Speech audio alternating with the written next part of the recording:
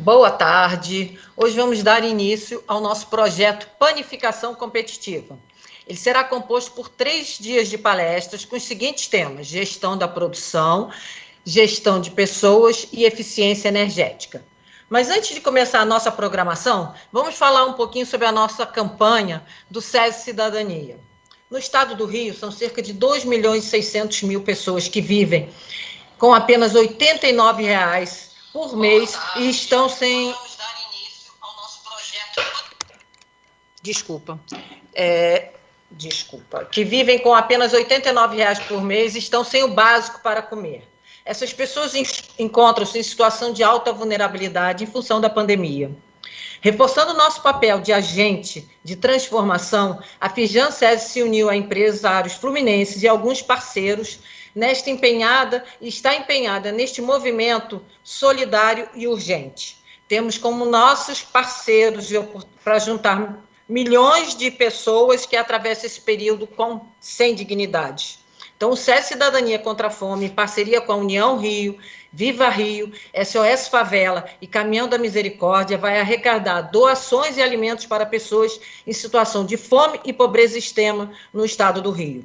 Todos juntos pelo Rio. Doe agora. www.firjan.com.br/SESI Cidadania contra a Fome, tudo junto. Agora, vamos escutar o vídeo do Dr. Eduardo, dando para a gente as boas-vindas ao projeto.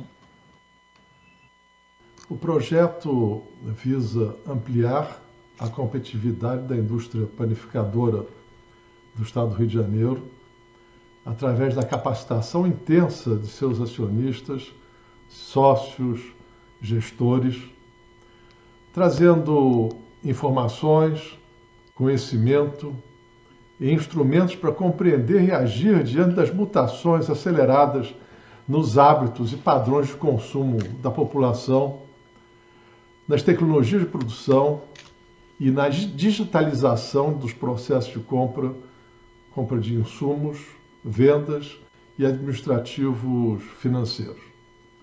O desenvolvimento do projeto acontecerá através de discussões técnicas sobre os temas apontados como prioritários pelos sindicatos: gestão de produção, vendas, serviços, gestão de pessoas, benefícios, incentivos, programas de metas, energia, gás e água.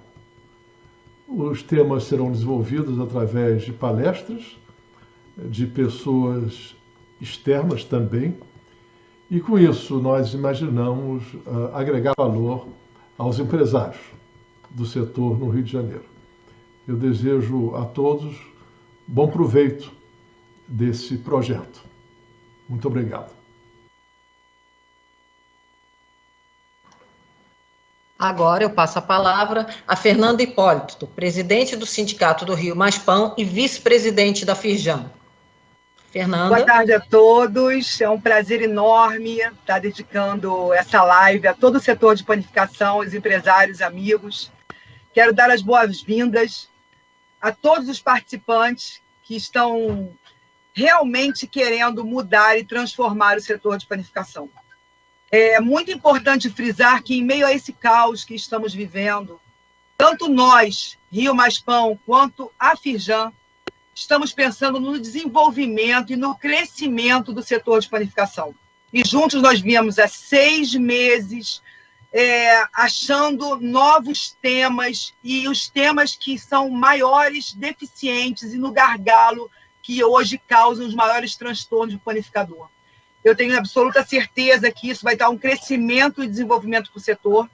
Eu espero que a experiência de vocês seja a mais produtiva possível e que, a partir de agora, a gente, com esses profissionais dedicados, que vão dedicar parte do seu tempo, trazendo novas técnicas e tendências para os nossos negócios, a gente consiga aglutinar novas formas de trazer com que os nossos negócios se tornem cada vez mais rentáveis. Agradeço muito ao doutor Eduardo pela oportunidade de fazer a panificação crescer.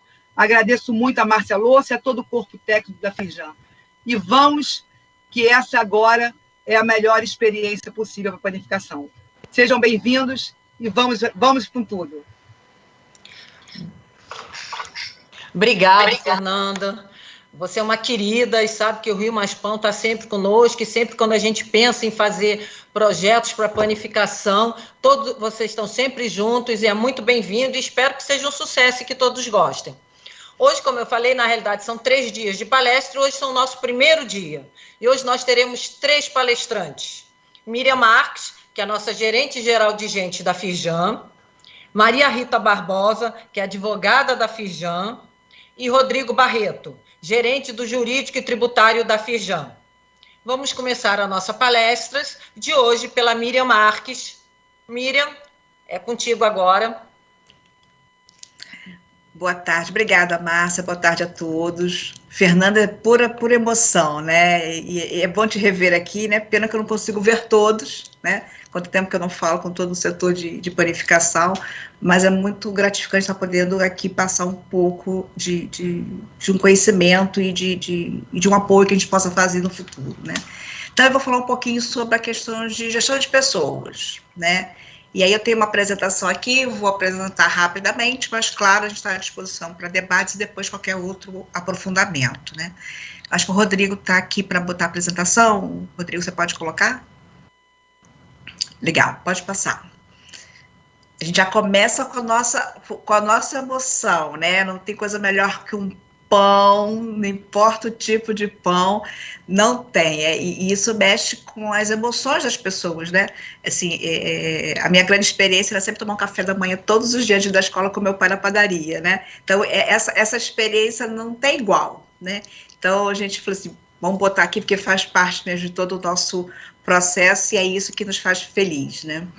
Então, o que nós vamos falar hoje, né? Falar um pouco dos ecossistemas, ou pelo menos dos processos que tem na área de recursos humanos, na parte de gestão de pessoas, né? E nesse processo nós temos várias etapas, né? Então a gente resumiu nas mais básicas que são usadas, como o atrair, o recrutar, o contratar e integrar as pessoas, né?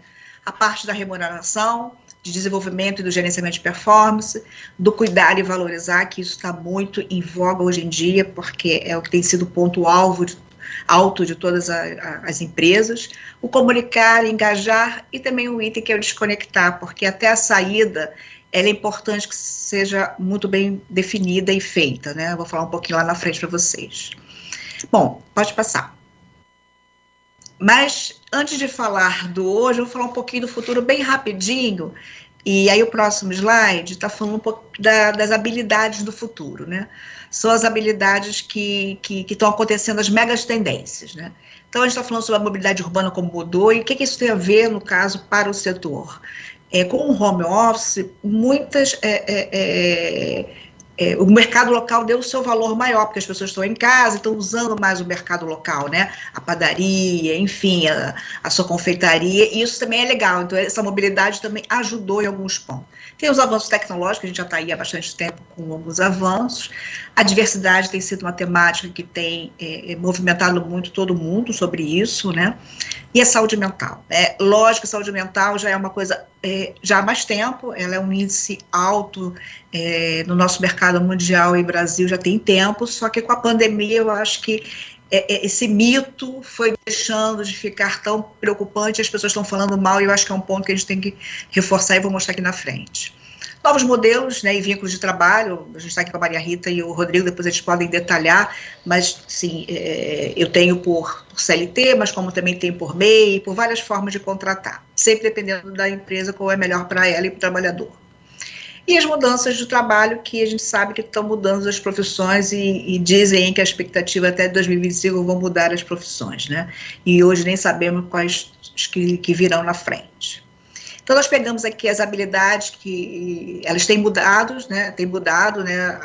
Até 2020 falava muito sobre coordenação com os outros, empatia, continua sendo importante, mas se a gente olhar aqui, o que mais está sendo exigido para os trabalhadores e exigir mais no futuro é um pensamento adaptativo, né? Porque mais do que nunca as coisas vão mudando e é uma adaptação que eu tenho que me entender e me organizar. Você viu que a pandemia, ela veio e a gente não sabia nem o que fazer. E tivemos muitas pessoas que conseguiram, graças a Deus, superar, outros estão tentando ainda, mas a gente precisa estar o tempo todo pensando nisso, porque, se Deus quiser, não venha mais nenhuma outra pandemia, mas as coisas podem acontecer. Pode passar, Rodrigo, os slides, tá? Eu já estou no... Isso. Isso, está ótimo. O gerenciamento de carga cognitiva, na realidade, hoje a gente está com muita demanda, live, Teams, telefone, muita carga, e é importante a gente trabalhar esse conhecimento, porque senão fica muito cansativo e dificulta o nosso pensamento como um todo. Resolução de problemas complexos, mais do que nunca eu preciso ter um pensamento mais analítico, uma calma, uma estabilidade para poder resolver os problemas. Isso tem tudo a ver até em qualquer área, né, e vocês vão ver, se chega um cliente e gera um problema ali, tem que resolver na hora, então eu preciso ter toda essa preparação. Inteligência social, né, então é mais do que emocional, é comigo mesmo e com o outro, que é muito importante. E a autogestão, que já se fala há um tempo, mas está reforçando agora, não dá mais, e infelizmente a gente ainda tem, mas não dá mais para ter sempre aqueles profissionais que ficam, o que eu faço agora? O que eu preciso? E agora o que eu faço? Né? Sabe que uma geração diferenciada, às vezes umas mais novas, mais antigas, elas consigam ter autogestão, e isso é muito importante, está sendo muito exigido nas empresas. E por que isso é importante? Porque mais do que a produtividade é a sustentabilidade do negócio, a sustentabilidade da nossa economia, da nossa vida, né? Então, esse é um ponto que é fundamental para todos. Pode passar, Rodrigo. Pode passar mais um. Isso. E aqui eu falei como se fossem 3 pilares, né? Chamamos de fatores chaves, né? Eu acho até que vocês já devem ter escutado isso, não sei, uma parte do Márcio, né, que quando ele fez um trabalho com vocês, mas eu tenho um pilar de estratégia, que é importante, a empresa tem a sua estratégia, ela precisa saber onde ela quer, o que ela vai alcançar, e tem o outro pilar do modelo de negócio. A gente usa esse termo que eu acho que tem muito mais a ver com todos vocês. Ali no modelo de negócio, eu tenho ali na minha estratégia, tem os processos, qual é a tecnologia que eu vou usar, qual todos os equipamentos, qual é a minha infra, todo o meu modelo de atuação de negócio, né? Se eu vou ter delivery, se não vou ter delivery, enfim, toda a minha atuação de negócio. E por fim, nós temos o quê? Pessoas, né? Que não é por fim, é por início, porque sem as pessoas a gente não consegue fazer nada disso. Não adianta ter um bom plano, uma boa ferramenta, um bom equipamento, e se eu não tiver as pessoas para poder fazer o nosso produto. E aí, no próximo, eu vou detalhar um pouquinho esse ciclo que eu falei lá no início, sobre a parte de gestão de pessoas. Isso serve para qualquer empresa, qualquer tamanho, tá, gente? A gente tentou simplificar aqui, mas em qualquer tamanho, o que vai variar de acordo com a complexidade, porque às vezes uma empresa grande pode parecer que é mais fácil fazer, mas às vezes é mais difícil, porque você movimentar e mobilizar, às vezes, 20 pessoas é menos complicado do que 1.000, 5.000, porque às vezes também as pessoas cada um tem interesses diferenciados, né? Mas vamos falar um pouquinho de cada item, né? O primeiro item é o atrair, recrutar, contratar e integrar, né? Então, lógico, para a gente... pode passar, Rodrigo, próximo? Quando eu falo de atrair e recrutar, eu estou falando, tem que atrair o perfil que é importante para a cultura da minha empresa, então, como é que é a minha planificação, como é que é realmente a minha loja, qual é o talento, o perfil que eu quero aqui, né? E ele tem que fazer parte da adaptar a cultura da empresa, né? Selecionar com a visão das novas competências, né? Então, eu sei que não é fácil, porque às vezes a gente tem ainda pessoas com diferentes necessidades e perfis, mas trazer aquilo da competência que é fundamental para o meu trabalho no dia a dia. Então, se ele é o que vai fazer o pão, a competência que ele tem que ter ali importante da qualidade, né? Da empatia, porque ele vai interagir com outros profissionais dentro da cozinha, enfim. Contratar e administração de pessoal, que é o básico que todos têm, né? Eu vou contratar e tem todo aquele processo da admissão do profissional, não deixa de ser menos importante, até porque é fundamental a forma de contrato, toda essa legalização com o colaborador, que é onde você deixa as regras claras, né? é isso, para aquilo, né? E um outro ponto que é muito importante, né, é um desafio para todas as empresas, né? A gente também tenta aqui, tem reformulado um pouco a nossa atuação, mas é a parte de ambientação, né? Como eu integro as pessoas que estão entrando nessa cultura da empresa, né?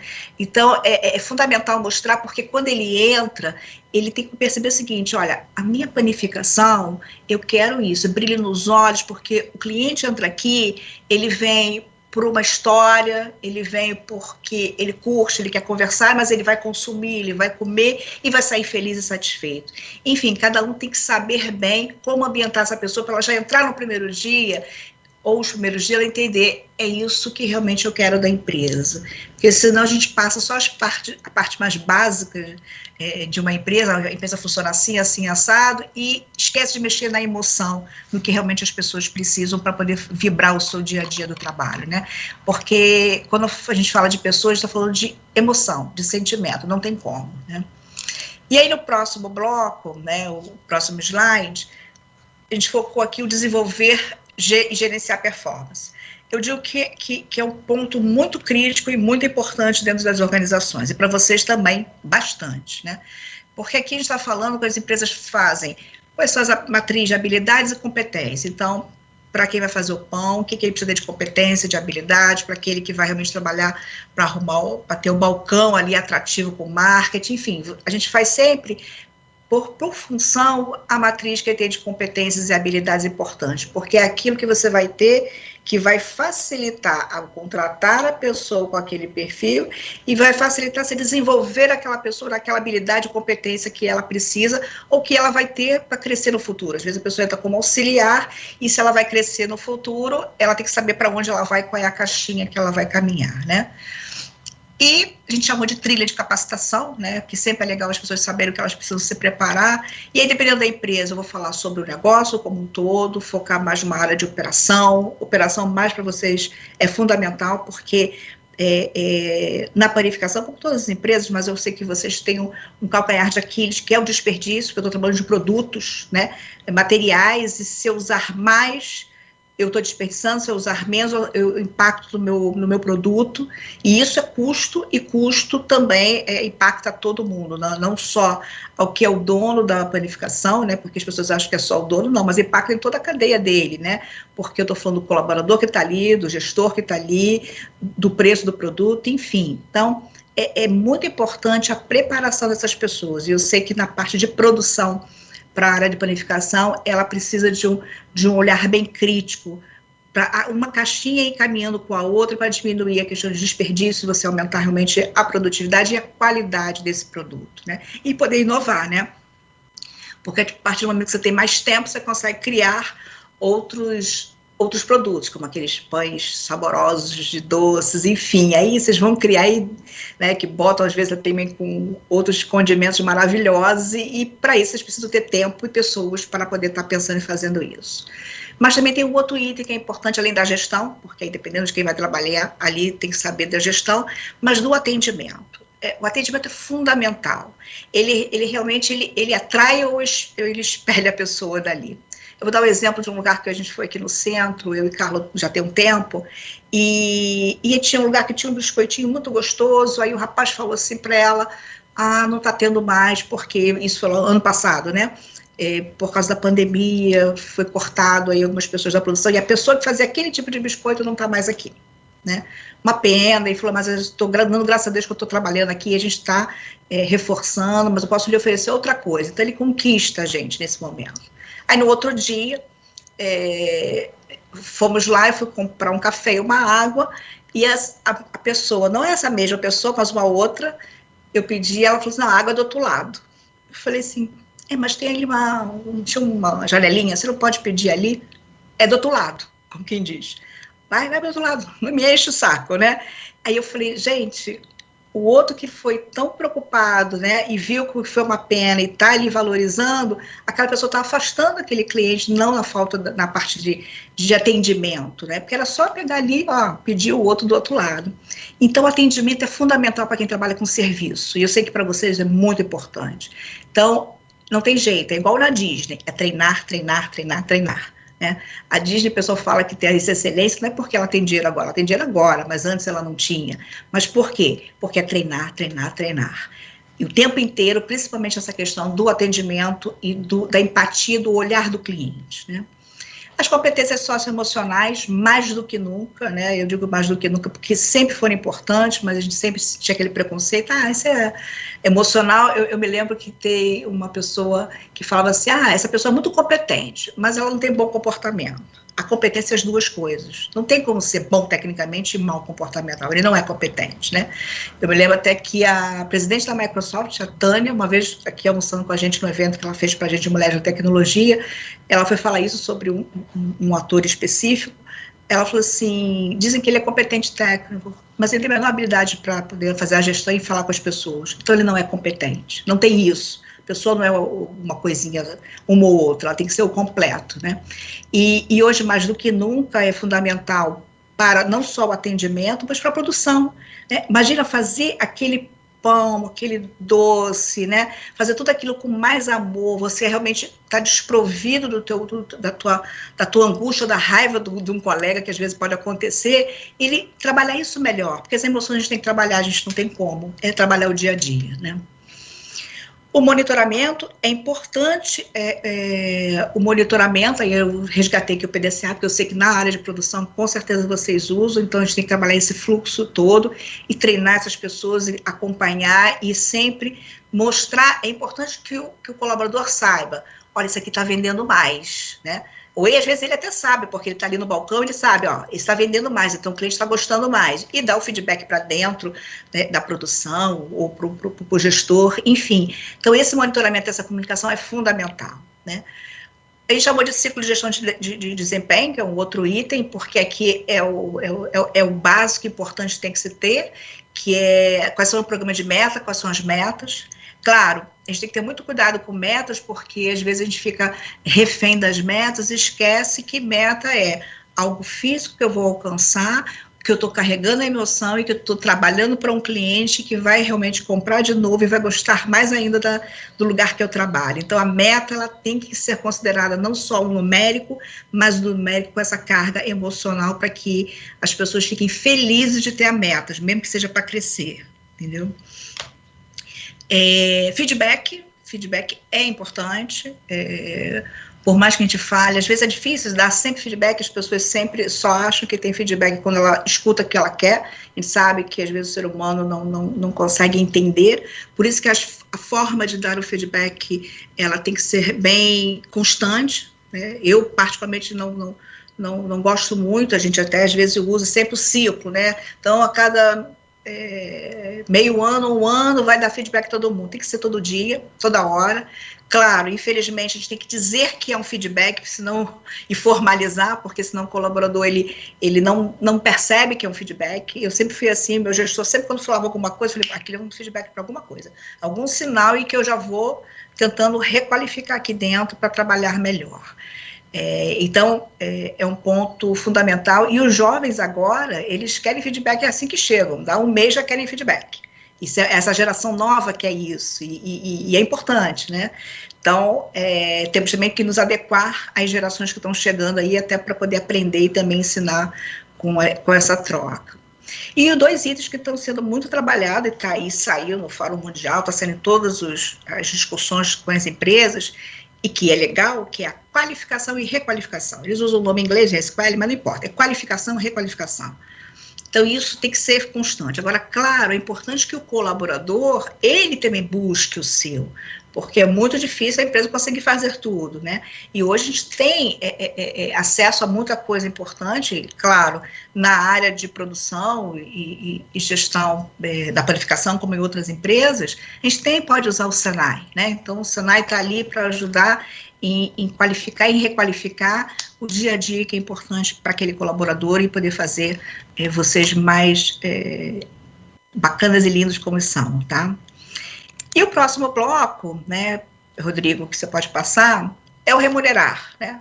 Parece pequeno, mas ele também é um calcanhar, porque tem que saber qual é a política de cargo e salário, né, qual é o piso salarial que eu vou usar, como vai ser a forma de pagamento, porque todo colaborador que chega, ele quer saber qual é a minha política, como é que eu cresço, o que eu vou ter, e isso tem que estar claro escrito, porque, como diz aquele juiz, né, de jogo, a regra tem que ser clara. O que está escrito, o que é combinado não sai caro, né?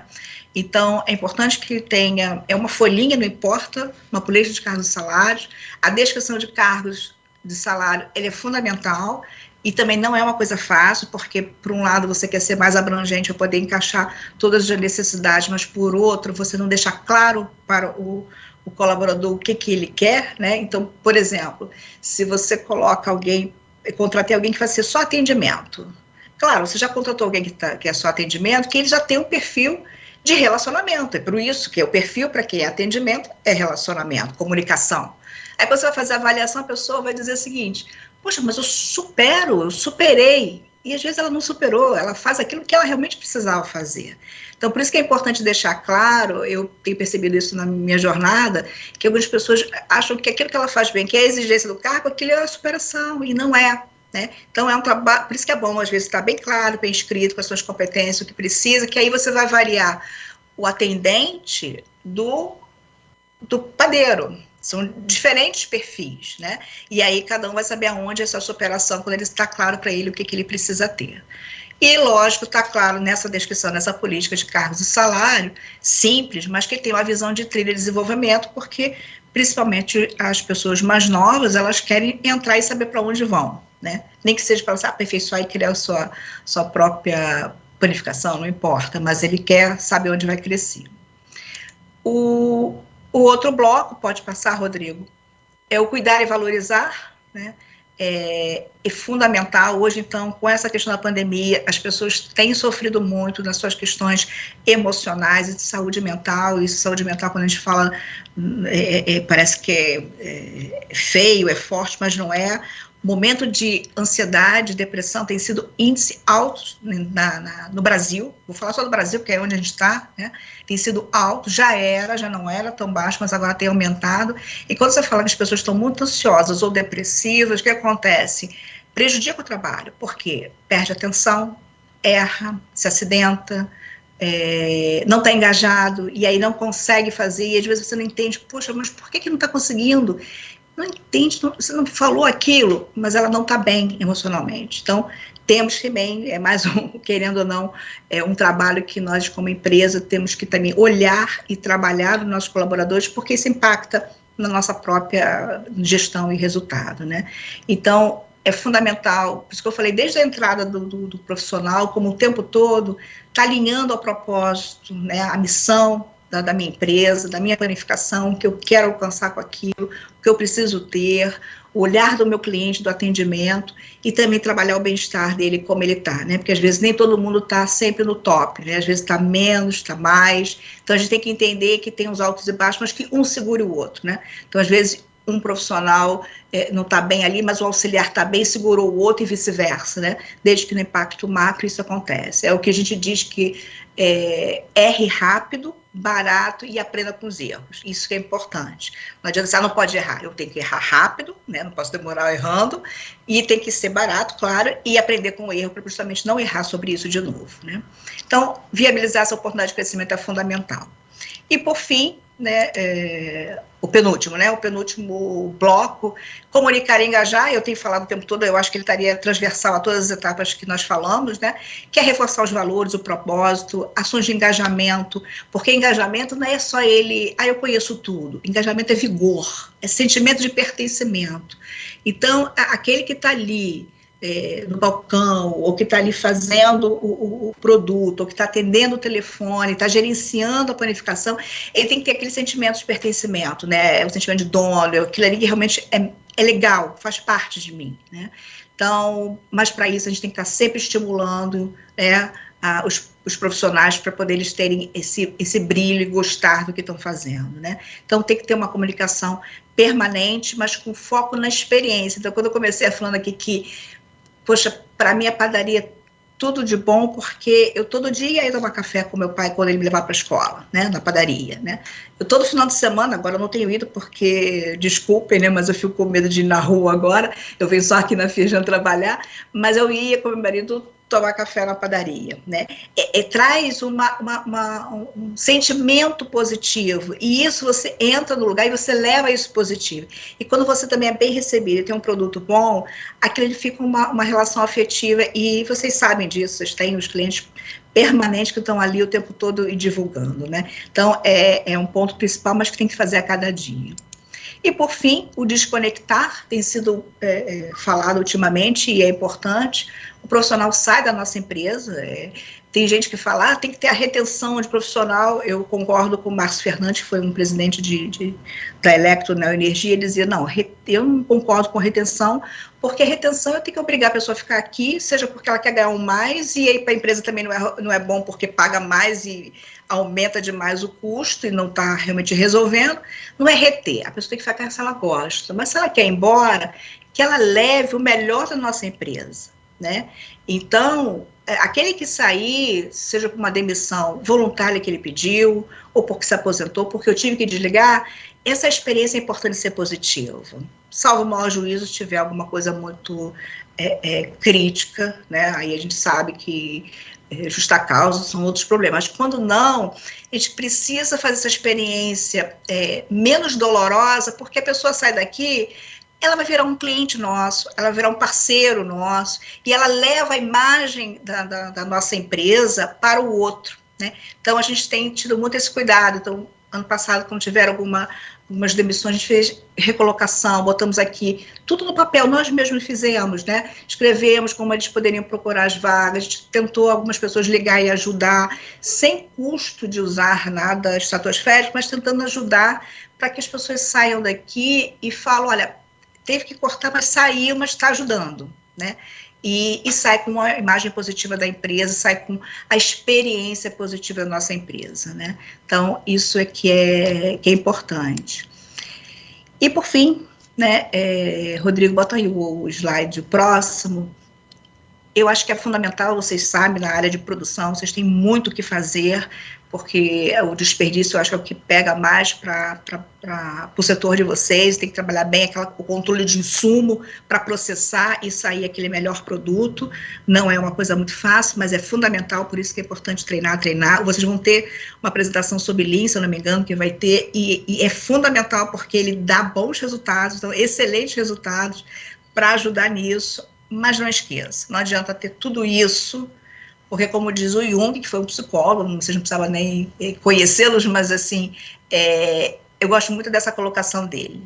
Conheça todas as teorias, domine todas as técnicas, mas, ao tocar uma alma humana, seja apenas uma outra alma humana.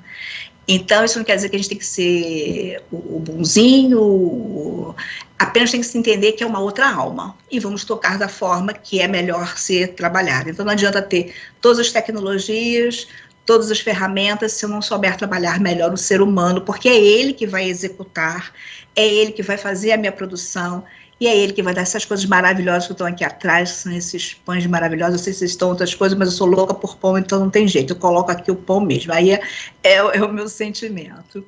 Enfim, então, essa é uma mensagem dos processos de RH mais básicos e importantes, né? Tem de benefícios também, que os colaboradores pedem os benefícios, a gente tem que estar olhando, os benefícios são factíveis para a empresa dar, porque também a gente chama do salário emocional, e é muito importante trabalhar isso, né? Mas não esqueçam que é uma outra alma humana, né? E, por fim, quero agradecer.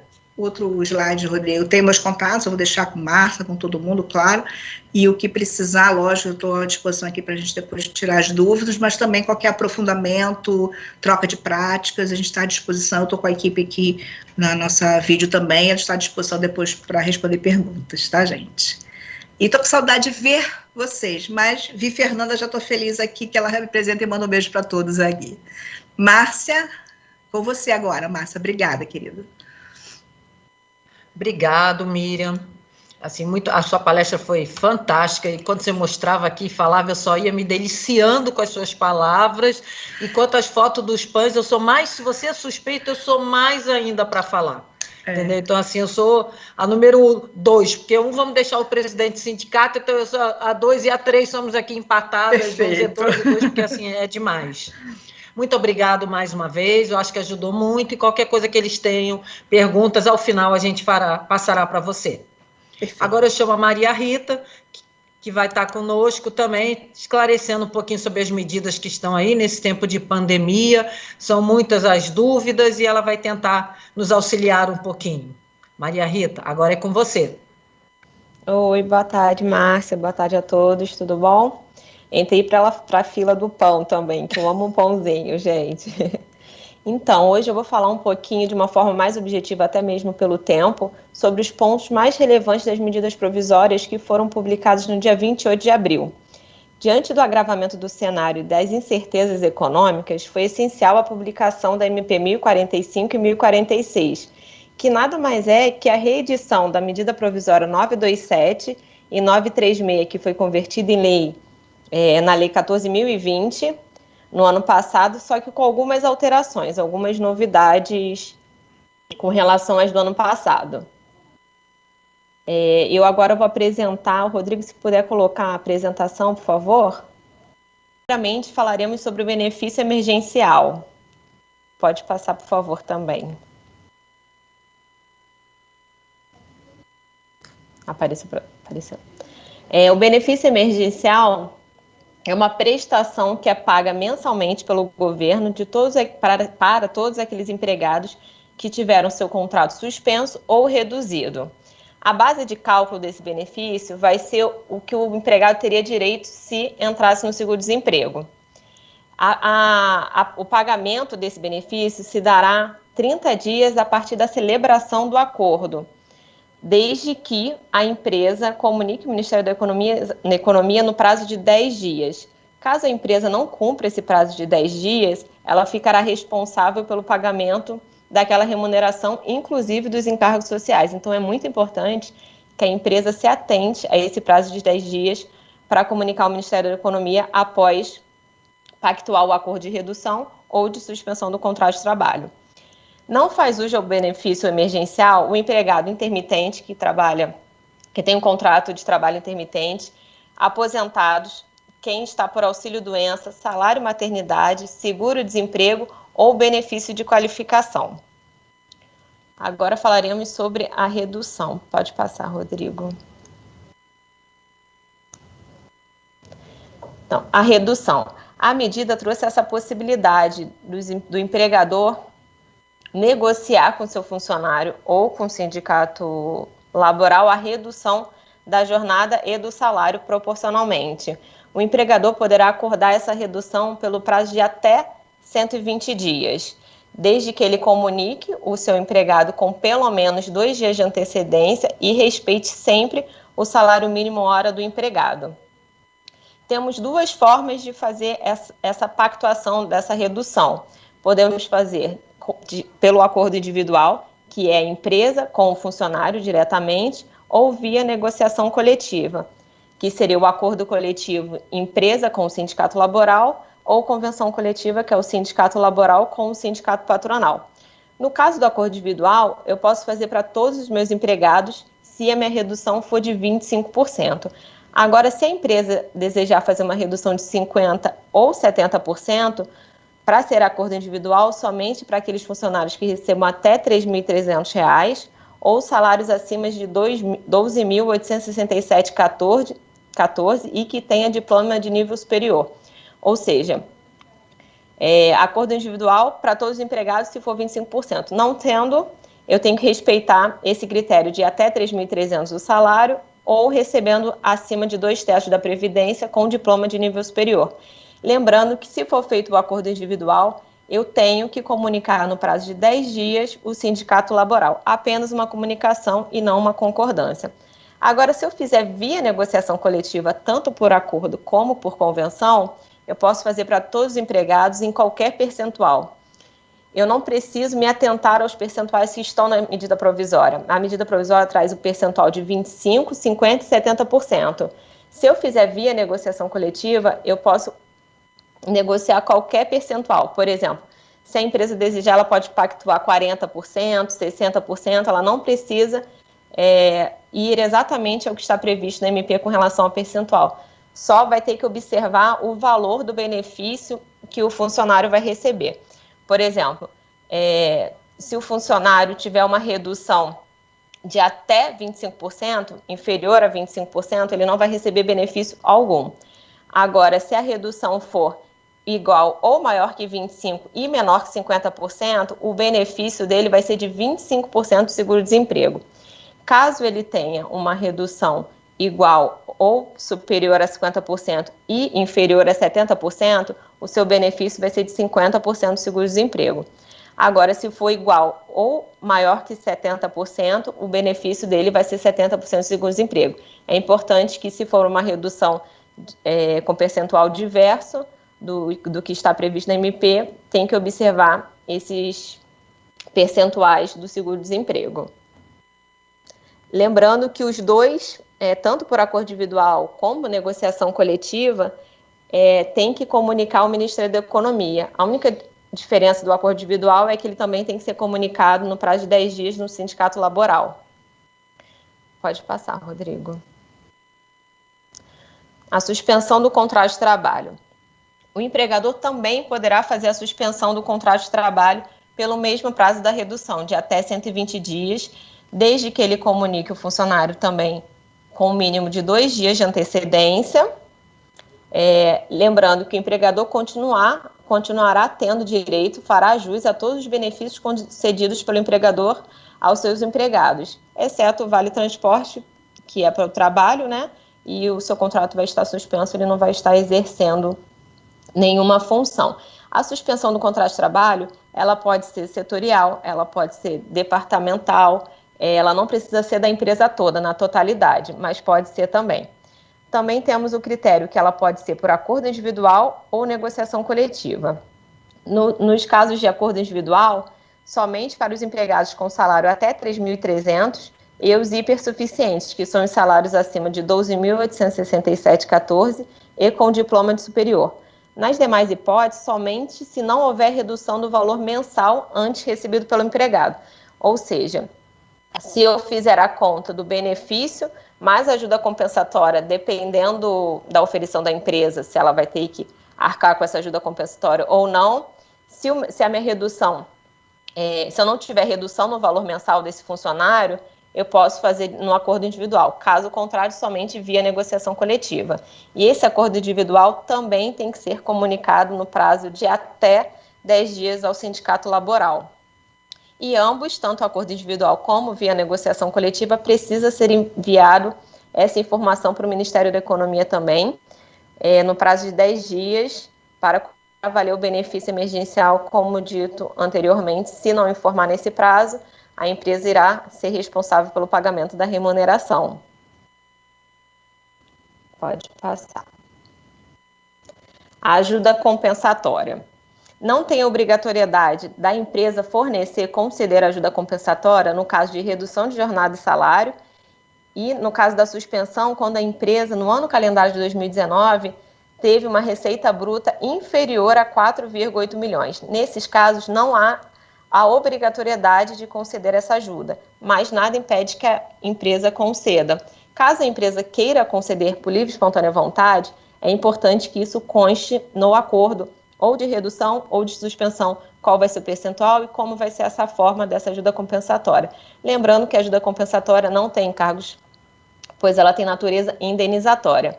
O único caso de obrigatoriedade da ajuda compensatória vai ser na caso de suspensão, para aquelas empresas que no ano calendário de 2019 tiveram uma receita bruta superior a 4,8 milhões. Nesse caso, a empresa vai ter que arcar com 30% do salário do empregado e os 70% será pago pelo benefício emergencial pelo governo. Pode passar. Agora, todos os empregados que tiverem seu contrato de trabalho reduzido ou suspenso, que pactuarem esse acordo, terão garantia provisória durante toda a redução ou suspensão e após o restabelecimento do contrato de trabalho, por período equivalente ao acordado da redução ou da suspensão. Ou seja, eu tive meu contrato de trabalho suspenso por 30 dias. Durante esses 30 dias eu tenho a minha garantia provisória do emprego e após o restabelecimento, quando eu voltar a trabalhar, eu terei mais 30 dias de garantia provisória, ou seja, o equivalente ao que foi acordado. E a empresa, nesse caso, ela pode demitir o funcionário se for por justa causa ou se for a pedido dele. Não tem que pagar indenização alguma nesses dois casos. Agora, se for na modalidade de dispensa sem justa causa, a empresa até pode demitir seu funcionário. Contudo, ela vai ter que pagar uma indenização se estiver no período da garantia provisória ainda, tanto durante o acordo quanto após o restabelecimento, se ainda estiver nesse período da garantia. Para os salários que tiveram essa redução de 50%, a empresa vai ter que, nos salários que tiveram a redução de 25% a 50%, a empresa terá que pagar uma indenização de 50% do salário dele. Caso a empresa tenha pactuado uma redução de 50% a 70%, a indenização será de 75% do salário. Agora, caso a empresa tenha feito uma redução de 70% ou pactuado a suspensão do contrato de trabalho, ela terá que pagar a indenização de 100% do seu salário. Então, é importante que a empresa saiba que pode mandar o funcionário embora, pode fazer o desligamento, mas que ela vai ter que arcar com essa indenização, dependendo do tipo da redução, qual vai ser o percentual, ou se foi uma suspensão, que será 100% do salário. Pode passar, Rodrigo, por favor. Agora, a MP 1046. Ela trouxe novamente algumas medidas para o enfrentamento do Covid. Veio novamente o teletrabalho, a antecipação das férias, o aproveitamento e a antecipação de feriados, banco de horas, dispensa do recolhimento do fundo de garantia, treinamentos periódicos e eventuais previstos em NR e os exames médicos ocupacionais. Primeiramente, pode passar, Rodrigo. Primeiramente, falaremos sobre o teletrabalho home office. O empregador poderá alterar o regime presencial do seu funcionário para o teletrabalho, independente de acordo individual ou coletivo, dispensando o registro prévio dessa alteração, ou seja, não preciso fazer uma alteração no contrato individual de trabalho, caso eu queira fazer alteração do regime presencial para o teletrabalho. A empresa, nesses casos, deverá notificar o empregado com 48 horas, pelo menos, de antecedência por escrito ou por meio eletrônico, fica a critério da empresa. Deverá ser confeccionado também um termo de adesão que venha prevendo os aspectos a respeito dos equipamentos e reembolsos de despesas do empregado, caso venha a ter. Autorizando também o trabalho, a MPV autorizando também o trabalho para o aprendiz, o jovem aprendiz e os estagiários. Ou seja, tanto o jovem aprendiz quanto os estagiários também podem ter essa alteração do regime presencial para o teletrabalho ou à distância. Pode passar, Rodrigo.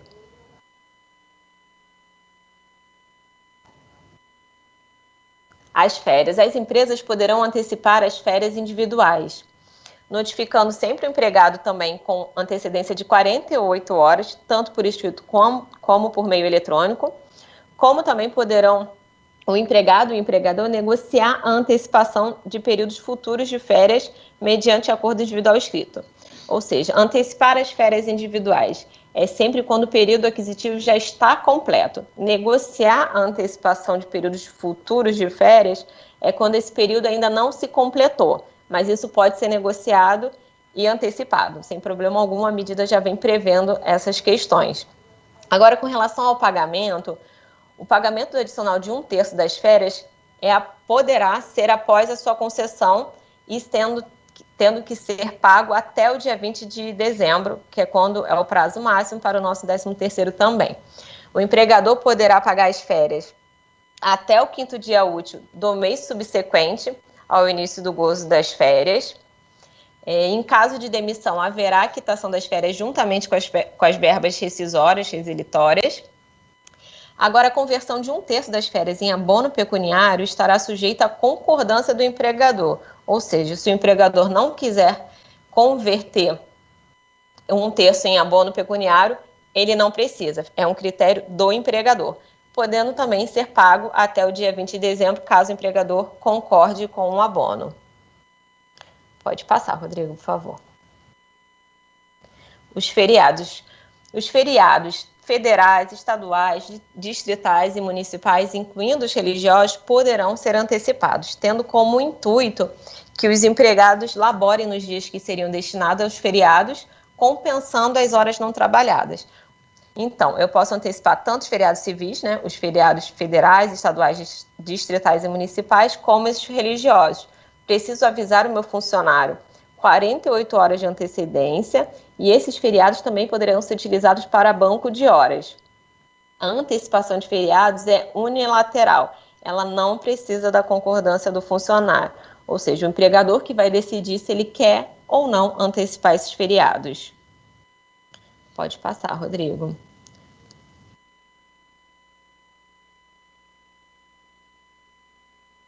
Passou?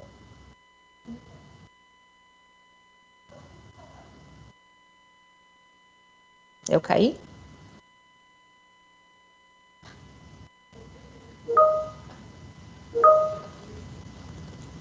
Consegue me ouvir? Perdão, eu acho que eu caí por um minuto. Banco de horas. A empresa poderá instituir banco de horas por meio de acordo coletivo ou individual formal, para compensação no prazo de até 18 meses após 120 dias da publicação desta MP. Importante lembrar desse prazo. Pode ser que a MP seja prorrogada, mas isso não sabemos ainda, e isso vai depender de algum ato do Poder Executivo. As horas não trabalhadas poderão ser compensadas no futuro, com prorrogação de jornada de até 2 horas diárias, que não poderá exceder a 10 horas diárias. É a mesma lógica de hora extra, nunca passar das 10 horas diárias. A compensação do saldo de horas devedor poderá ser determinada pelo empregador, independente de convenção coletiva ou acordo individual ou até mesmo acordo coletivo. Pode passar, Rodrigo, por favor.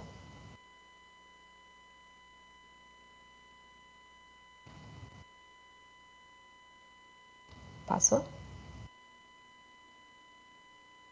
A dispensa do recolhimento do fundo de garantia. A MP trouxe novamente a suspensão da exigibilidade do recolhimento do fundo de garantia para as empresas. Ou seja, está suspenso o pagamento, o recolhimento das competências de abril, maio, junho e julho, com vencimento em maio, junho, julho e agosto, durante esse período. Essas competências podem ser parceladas em até 4 vezes, desde que a informação que deseja o parcelamento seja informado até dia 20 de agosto. Caso a empresa perca o prazo da informação até dia 20 de agosto, ela será penalizada pelo pagamento integral da multa e dos encargos devidos. Importante sempre se atentar para todos os prazos da MP, independente se é de dispensa do recolhimento, da redução ou da suspensão. Tem bastante prazo e se passa o prazo, a empresa será responsabilizada ou por uma multa ou pelo pagamento integral da remuneração. O prazo prescricional dos débitos das contribuições do Fundo de Garantia também estão suspensos por 120 dias. No caso de rescisão do contrato de trabalho, se eu mandar dispensar um funcionário que eu parcelei as competências de abril, maio, junho e julho dele, não terá problema. O empregador terá que recolher esses valores correspondentes na rescisão do contrato de trabalho. Não terá o direito ao parcelamento, tendo em vista a dispensa do funcionário. Pode passar, Rodrigo. Os treinamentos periódicos e eventuais previstos em NR. Ficaram suspensos por 60 dias a obrigatoriedade da realização dos treinamentos periódicos e eventuais dos atuais empregados previstos em NRs. Os exames estão suspensos por 180 dias. Eles terão 180 dias para sua regularização a partir do fim da MP.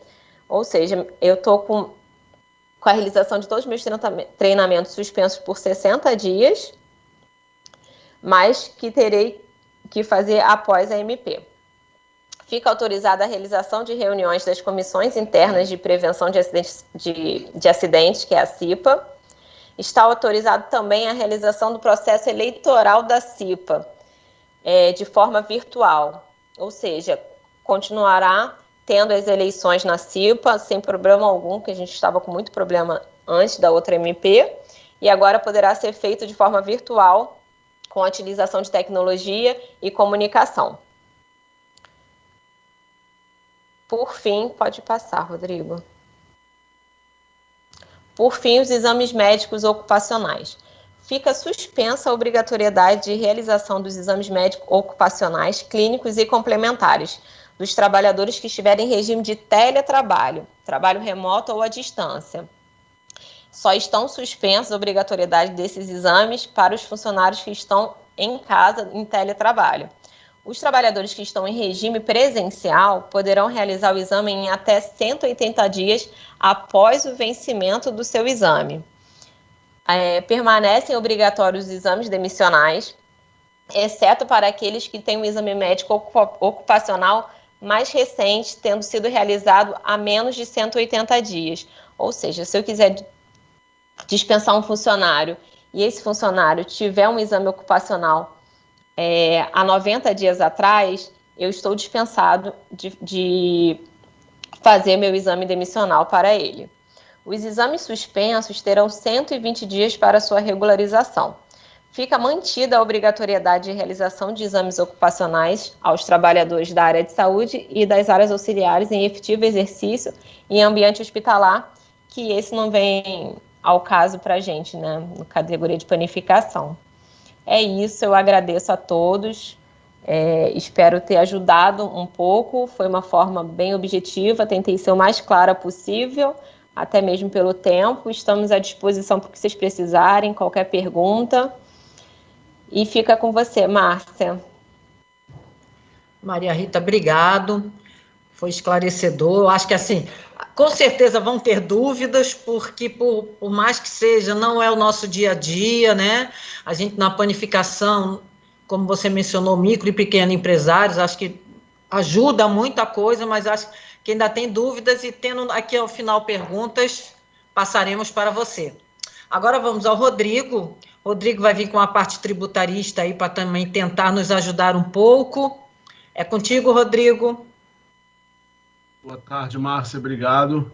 Eu tenho uma tarefa super difícil, que é falar de tributário, que é um tema que ninguém gosta, depois da inspiradora fala da Miriam e da fala da Maria Rita, que foi super objetiva e didática de um tema tão atual como essa questão trabalhista.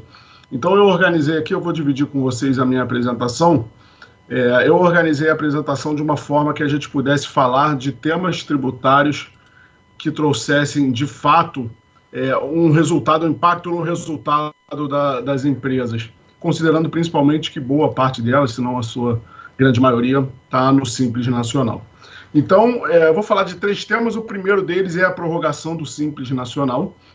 O Simples Nacional, a Firjan, atuou bastante nesse sentido, na prorrogação da necessidade de prorrogação dos prazos para pagamento. Então, o Conselho Gestor do Simples Nacional editou a Resolução 158 de 2021, prorrogando o prazo para pagamento devido pelo Simples Nacional, e aí a prorrogação, ela se deu, o tributo prorrogado pode ser pago em 2 parcelas.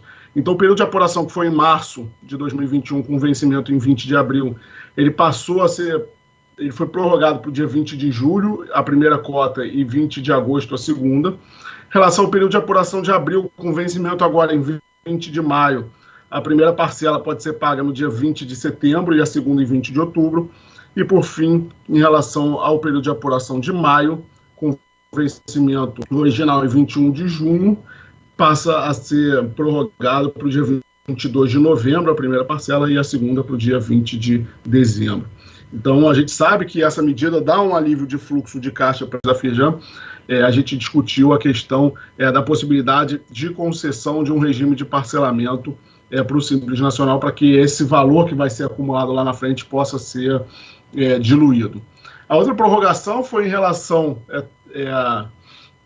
ao prazo de entrega da DEFIS, que era no dia 31 de março e passou para o dia 30 de maio. Essa prorrogação é importante destacar que essa prorrogação ela vale tão somente para a DEFIS, que é entregue uma vez por ano e ela não serve, não prorroga o prazo das declarações mensais que são feitas pelas empresas contribuintes do Simples Nacional. Um outro tema, e aqui eu acho que é um tema que pode, de fato, ser bastante impactante no resultado das empresas, é em relação ao crédito tributário das empresas que recorrem pelo Simples Nacional. O Simples Nacional, como os senhores sabem, é um regime tributário exclusivo para micro e pequenas empresas, assim consideradas aquelas com faturamento de até R$ 4.800.000 por mês. A gente destaca que esses 4.800.000, esses 4,8 milhões, ele é no âmbito federal, sendo o limite no âmbito municipal e estadual 3.600.000. Então, a empresa que faturar até 4 milhões, ela paga no Simples Nacional, mas quando ela ultrapassa os 3.600.000, ela passa a recolher o ICMS por fora, calcular na sistemática de débito e crédito. Então, quem opta pelo sistema do Simples Nacional, por esse enquadramento, ele recolhe todos os tributos de forma unificada e tem como base de cálculo o faturamento mensal. Os tributos que são pagos no âmbito do Simples Nacional, de forma unificada, são o PIS, COFINS, Imposto de Renda, Contribuição Social sobre o Lucro Líquido, ICMS, ISS, Contribuição Previdenciária, Patronal e o IPI. E aí é importante, quando a gente fala de tributação do Simples, é importante a gente dar um passo atrás para falar um pouco sobre não cumulatividade do PIS, da COFINS e do próprio ICMS. Então, o imposto não cumulativo é aquele que incide tão somente sobre o valor agregado entre uma operação e outra. Então, na prática, o contribuinte tem direito a compensar em operações futuras o tributo que já foi pago na operação anterior no sistema de débito e crédito de ICMS. Então, em uma cadeia de operação, cada contribuinte deve recolher o imposto tão somente sobre o valor que ele agrega. E aí eu trouxe um exemplo aqui para ficar bem didático. Uma empresa A, por exemplo, que vende um produto a R$200, com um imposto de 7%, tem um débito de R$14, e considerando que ela não tem crédito, ela vai pagar esses R$14. E na venda subsequente desse produto, feito pela empresa B, esse produto, ela agregou R$20 ali de valor, esse produto com uma alíquota, já imaginando uma alíquota de 17%, tem um débito de ICMS de 37,4%.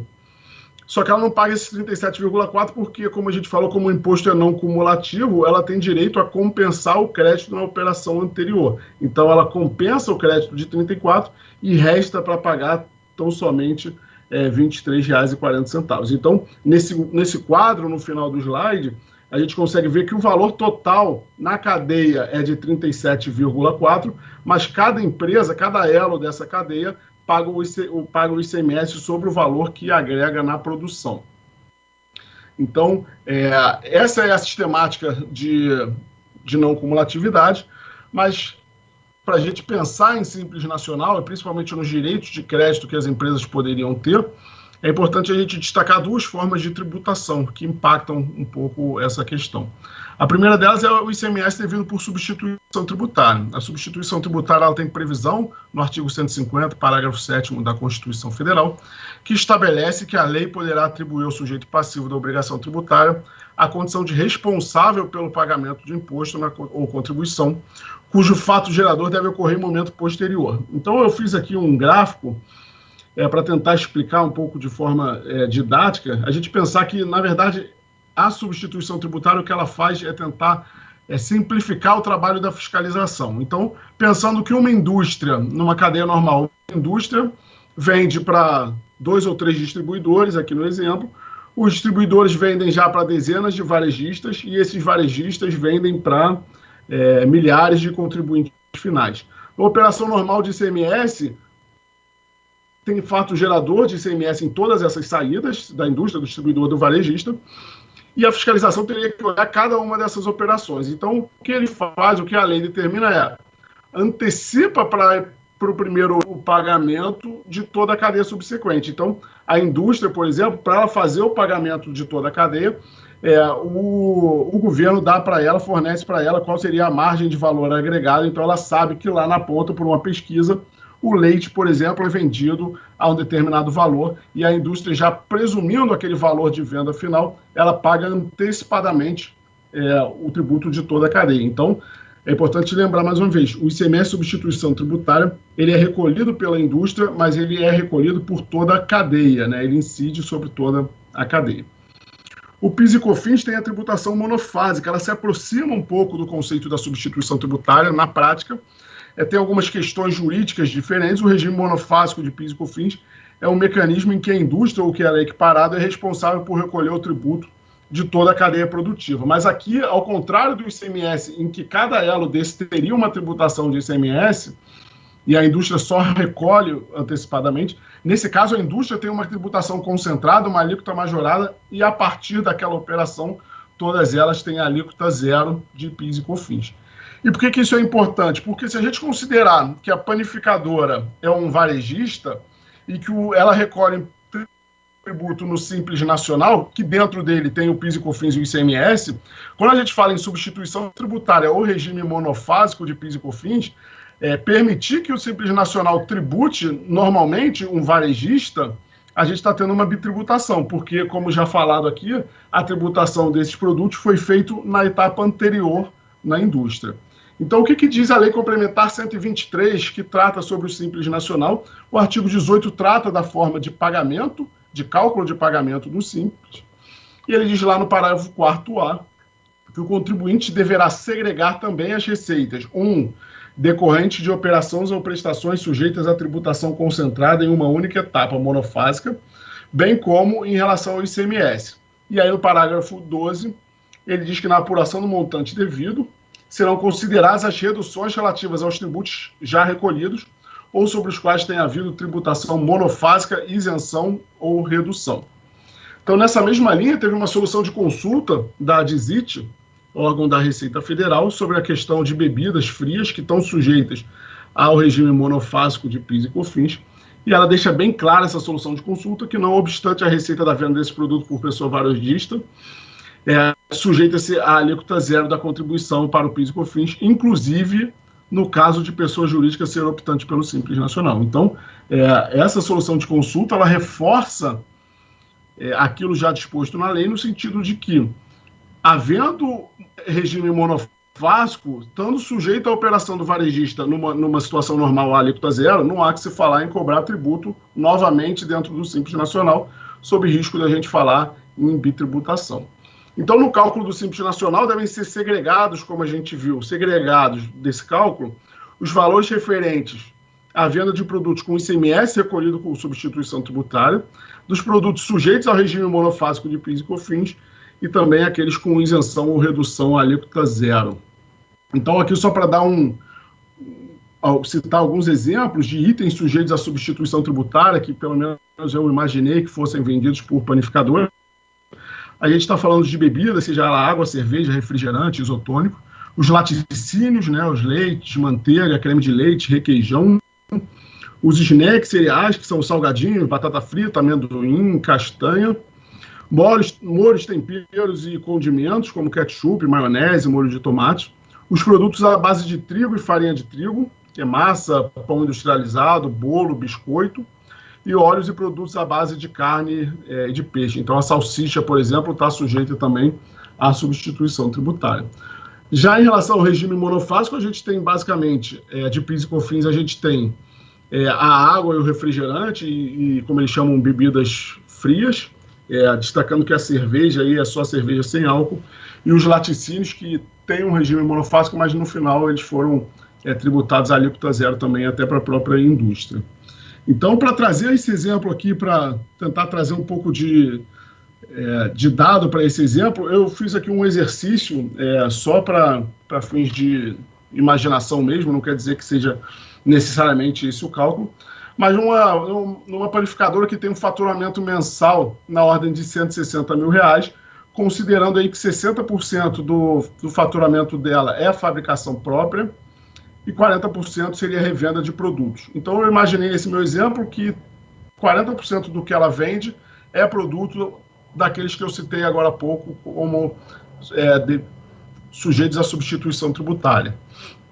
Então, considerando esses valores, a empresa estaria na faixa 5 do Simples Nacional, então ela teria uma alíquota de 14,30%, Isso daria um Simples Nacional, um recolhimento de contribuição Simples Nacional na média de R$ 22.880 por mês, e considerando que 40% da receita é referente a produtos sujeitos à substituição tributária, a gente teria que segregar esses valores do cálculo do Simples Nacional. Então, sobre esses 64 mil que eu mencionei, teria aí de ICMS recolhido no Simples Nacional R$ 3.065,60, que, como já falado, foi recolhido pela indústria na operação antecedente. Isso, por mais que pareça pouco num mês, não que eu ache pouco, mas num ano dá R$ 36 mil em 5 anos, que é o prazo onde as empresas podem pedir a restituição, dá R$ 183 mil. Então, esse foi um exemplo que eu busquei para a gente imaginar como seria esse cálculo. É importante também destacar que esse exemplo trata só de ICMS, a gente teria também produtos sujeitos à monofasia do PIS e da COFINS. E aí, para a gente fazer esse cálculo, para as empresas fazerem esse trabalho de recuperação de crédito, se elas pagaram indevidamente o Simples Nacional, tem alguns pontos de atenção, que é principalmente a dificuldade na obtenção de documentos que comprovem essa receita sujeita à substituição tributária, à monofasia, à alíquota zero ou à isenção, principalmente porque as panificadoras não emitem normalmente nota fiscal, né? Ela emite cupom fiscal, então é importante ter documentos contábeis de controle de estoque que mostrem, de fato, que produtos são aqueles que compõem a receita do período. Então, em linhas gerais, esse é o ponto que a gente pode trabalhar para a recuperação de crédito, para aquelas empresas que não se atentaram a essa questão, que, pelo que eu sei, pelo que eu já conversei com o setor, são muitas. Existe aí uma possibilidade grande de recuperação de valores consideráveis de crédito.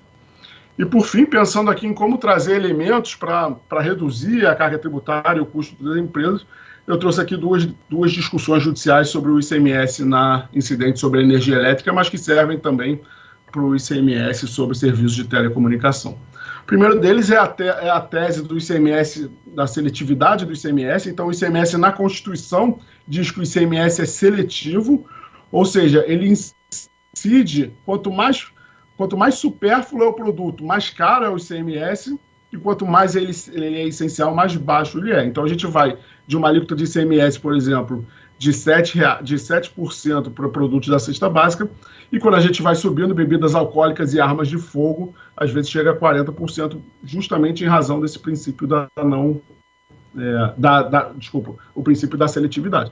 Então, a energia elétrica, ela é tributada no Rio de Janeiro a quase 30%, sendo que não há nada mais essencial para a nossa vida do que energia elétrica, né? Para a vida tanto das pessoas quanto principalmente das pessoas jurídicas, né? Imaginar que sem energia elétrica a gente não consegue vender, conservar, produzir basicamente nada. Então, a tese é justamente essa. A tese diz: se o ICMS é seletivo por ordem constitucional, a alíquota deveria ser de 18%, no mínimo de 18%, que é a alíquota padrão do ICMS, e não de quase 30%, como é no estado do Rio de Janeiro. Então, esse julgamento está no Supremo Tribunal Federal, sobre o recurso extraordinário número 714139. Tem um voto do ministro relator pela inconstitucionalidade, ao ministro Marco Aurélio, pela inconstitucionalidade, em razão justamente da falta de observância do princípio da seletividade. O ministro Marco Aurélio o ministro Alexandre de Moraes foi o segundo a votar. Ele abriu divergência, mas é uma divergência parcial, porque ele diz que, além da essencialidade, deve ser considerado também o princípio da capacidade contributiva. E aí o que ele diz é que o ente tributante pode aplicar alíquotas diferenciadas em razão da capacidade contributiva do consumidor, do volume de energia consumido ou da destinação do bem. E também que a estipulação de alíquota majorada para serviços de telecomunicação sem adequada justificativa ofende o princípio da seletividade do ICMS. Então, esse processo teve um pedido de vista do ministro Dias Toffoli em fevereiro desse ano e ainda aguarda julgamento. A outra tese que muitas empresas discutem é a questão do TUSD e do TUST, que compõem o preço que compõe a conta de luz, né? Então, essas são tarifas do sistema de transmissão e de distribuição. E o que a tese defende é que o ICMS, como o próprio nome já diz, é um imposto que incide sobre circulação de mercadoria, e aí ele trata a energia como mercadoria. Ele não incide sobre serviço sobre tarifa de sistema de transmissão nem de distribuição. Então, o que os contribuintes alegam é que o ICMS na conta de energia elétrica ele deve incidir tão somente sobre o preço da energia elétrica e não sobre essas tarifas. Então, o STF ele tinha um posicionamento já quase consolidado, um posicionamento majoritário no sentido da exclusão do TUSD e do TUST, da base de cálculo do ICMS, mas um julgamento do recurso especial, número 163020, do Rio Grande do Sul, foi proferida uma decisão no sentido contrário. A decisão diz que, na verdade, ela é constitucional sim, eles podem integrar a base de cálculo, e por isso o STJ, então, juntou 3 processos como recursos repetitivos, que vão ser julgados ainda, e a proposta é de que todos os processos sejam suspensos no território nacional até que tenha uma decisão final sobre isso. Então, sobre essas duas teses, por mais fortes que eu entendo que elas sejam juridicamente, é importante a gente destacar também que existe um peso político grande nessa decisão, porque a gente sabe que o ICMS, energia elétrica e telecomunicação, é um imposto que tem uma carga enorme nas contas do Estado, né? Então, o Estado tem... Boa parte da arrecadação do Estado vem do ICMS energia elétrica, é um peso grande na arrecadação do Estado, e a gente sabe que o STF é cada vez um tribunal mais político, infelizmente, né? Então, você imagina, será que o STF, ainda que a tese jurídica seja procedente, será que o STF vai quebrar todos os estados do Brasil? Me parece que não. Me parece que pelo menos vão tentar modular os efeitos para que eles sejam o menor possível. Então, Márcia, em linhas gerais, era isso que eu tinha para trazer. Eu acho que são temas... A tributação no Simples Nacional ela é muito engessada, então as empresas têm um pouco mais de dificuldade de discutir tributos, como numa tributação, por exemplo, do lucro presumido ou do lucro real, em razão dessa escolha que elas fazem, dessa tributação simplificada. Mas eu acho que esses 3 pontos, principalmente os 2 últimos, o primeiro é parcelamento, mas os 2 últimos são pontos que, se observados pelas empresas, podem trazer um ganho no custo que elas têm e trazer uma efetividade maior para os negócios. Então, esses eram os pontos. Eu fico à disposição para qualquer dúvida e, dada a complexidade do tema, fico também à disposição para, ainda que a gente não consiga esgotar nenhum assunto hoje aqui nessa live, que a gente consiga falar. Eu fico à disposição do sindicato, se alguém tiver alguma dúvida, o sindicato pode me procurar e a gente conversa mais detalhadamente sobre isso. Obrigado, Márcia. Obrigado, Rodrigo. A gente é que agradece o esclarecimento, tá? E de qualquer forma, já deixo também para a Fernanda que o sindicato querendo, na realidade, todos nós aqui estamos à disposição para esclarecer qualquer dúvida que eles tenham. Eu tenho algumas perguntas aqui. Vamos nós. Miriam, contar com profissionais qualificados é um desafio e deve ser sempre um ponto de atenção nas empresas.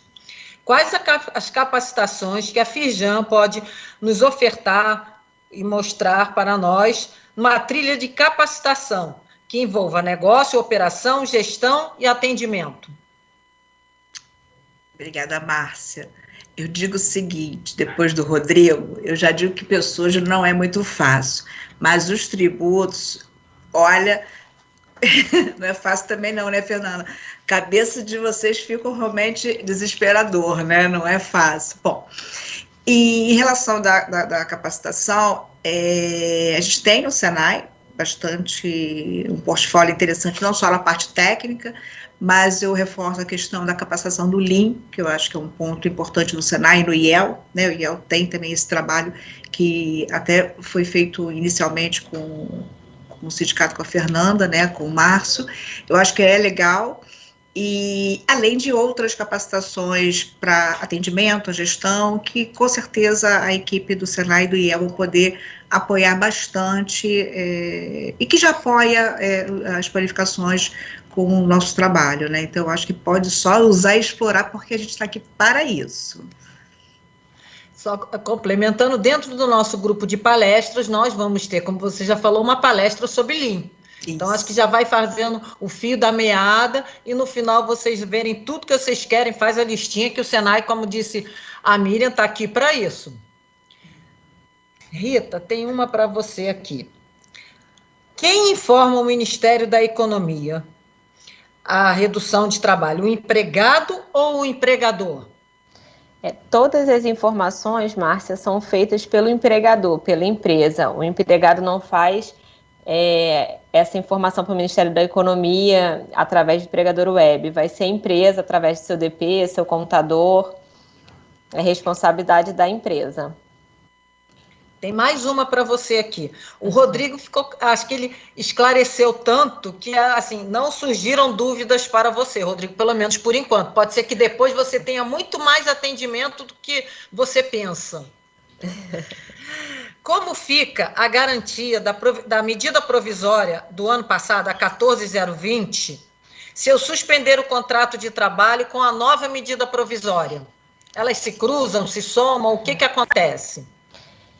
Não, para aqueles trabalhadores que tiveram a redução ou a suspensão de acordo com a Lei 14.020 do ano passado e que ainda está com esse prazo vigente da garantia provisória, esse prazo será suspenso durante o recebimento do benefício emergencial e somente retomará a sua contagem após o encerramento do período da garantia de emprego dessa MP, da aplicação da MP atual. Fica suspenso. Eles não se cruzam. É importante que a empresa preste atenção, porque é como se somasse a garantia provisória do ano passado com a que for feita esse ano.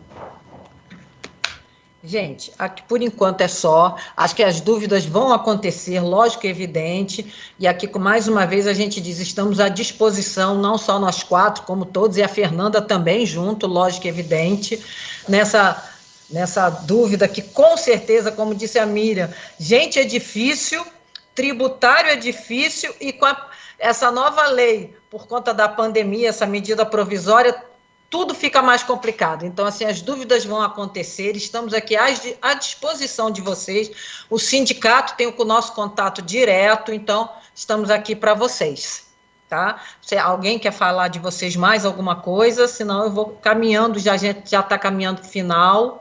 Fernanda, quer falar alguma coisa? Cada vez mais eu tenho muita motivação em ser da panificação e principalmente pertencer à Firjan, né, como vice-presidente, estar dentro desses projetos incríveis, porque o corpo técnico e os profissionais que estão envolvidos passa tanta informação e com uma riqueza de detalhes e no vocabulário do panificador, isso que é o mais importante. Então, ficou muito claro, muito preciso, e agora aguardem as próximas palestras, porque a gente só tem um crescimento e diante de um cenário novo e econômico, porque eu acredito muito no meu setor, eu acredito muito na panificação, eu acredito muito no afeto que o pão traz, e eu acredito muito que cada vez mais a união, junto com o pãozinho, vai fazer com que os nossos negócios alavanquem. Muito obrigada, a experiência foi a melhor possível. Gente, a gente está chegando ao final da live, tá? Eu só queria lembrar que agora é a hora de ajudar. São milhões de pessoas em situação de fome e pobreza extrema em todo o estado do Rio. Então, por favor, participem da campanha do SES Cidadania contra a Fome e doe agora. Mais uma vez, eu vou repetir para vocês aqui o site, www.firjan.com.br/SES Cidadania contra a Fome, tudo junto.